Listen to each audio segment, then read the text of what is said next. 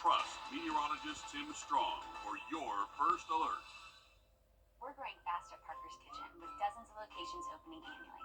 Interested in joining our team and choosing your own career path? Scan the QR code below to learn more about opportunities in your area. Live from Augusta, you're watching News 1226 this morning. Well, it's the same, and I'm at peace with it, but most of my neighbors are not.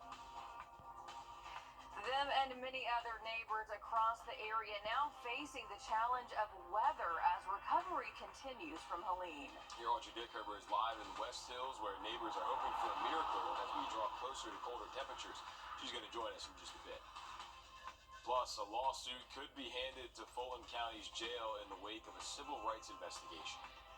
The Fulton County Jail does not adequately protect incarcerated people from violence. Those stories and much more just ahead, but first, good morning. Thank you for joining us. I'm Nick Prodo. And I'm Ashley Campbell. It is 6 o'clock on your Friday. It is a cold start to your Friday, so definitely grab a jacket as you head out the door, Tim. Might want to, or much more coming up shortly. We're inching closer to colder temps as we approach winter, and concerns for debris cleanup from Helene are rising. Dozens of neighborhoods still have homes with damaged roofs. Also, some of the cut down trees are blocking street views. Your Audrey Dickerber joins us live now in West Hills as neighbors worry what recovery is going to look like moving forward. Audrey.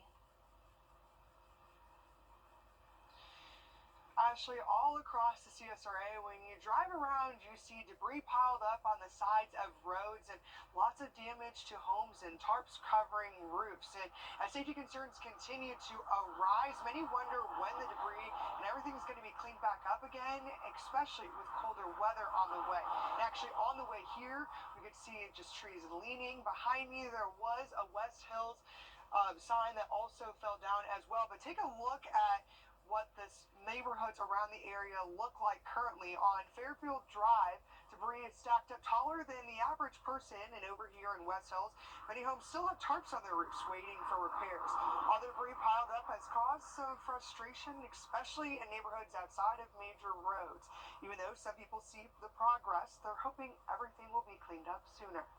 Been challenging with driving, particularly. It's dangerous in the morning times. There's debris everywhere.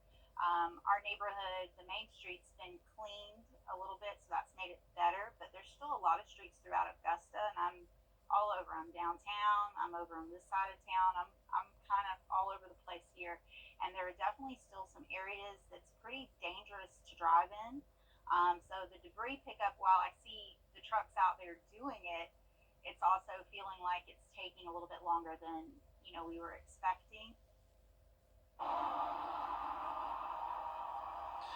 And crews have collected more than 1 million cubic yards of debris in Richmond County so far. So they are out working, but again, some people are really concerned about safety with all the debris that's still piled up on the side of the roads, and some street lights might also still be down. And honestly, with the days being shorter as well. Yeah, it's darker out there, in the morning and in the evening, making it dangerous. Just, weather and the forecast also not doing anyone favors when it comes to cleanup. Thanks for that, Audrey. FEMA is still providing aid across the CSRA, extending the deadline to January the 7th. FEMA says more applications have been pouring in. We checked with some storm victims to see how the process has been for them. One woman says that it's been a smooth process. Another woman says not so much. Xavier Harris lives in Columbia County, and she says that her road to recovery is going to take a little bit longer because of a worker's mistake on her application. That can go towards rent. That can go towards something else that can kind of work, but not happening. Now I got to jump through hoops to get this taken care of now. Again, you have until January the 7th to apply for assistance. The link and the phone number for FEMA is right there on your screen. FEMA is also at the hub. That's between 8 and 7, Monday through Saturday, then from 1 to 6 on Sunday. If you live in South Carolina and suffered home damage or loss of income due to the hurricane, you may be eligible for Disaster SNAP or DSNAP. You must fall below a certain income threshold. And if you already receive SNAP benefits, DSS says you are not eligible for DSNAP. If you live in Aiken, Allendale, Bamberg, Barnwell, McCormick, or Saluda, your last day to apply is today. Edgefield and Orangeburg, you have until tomorrow. After pre-registering, you'll have a phone interview, and if approved, DSS says you can expect your card to come in the mail within 3 days. This morning, we're working to learn more details after a deadly shooting on East Chapman Street last night.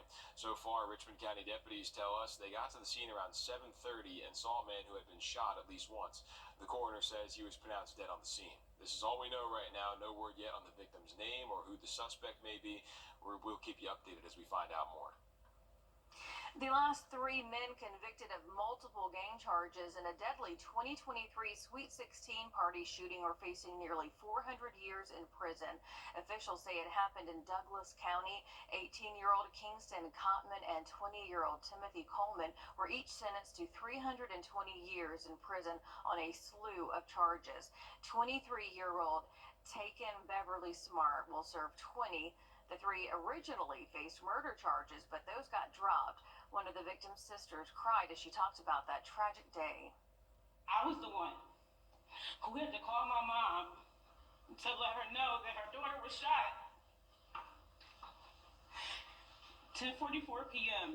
is ingrained in my soul.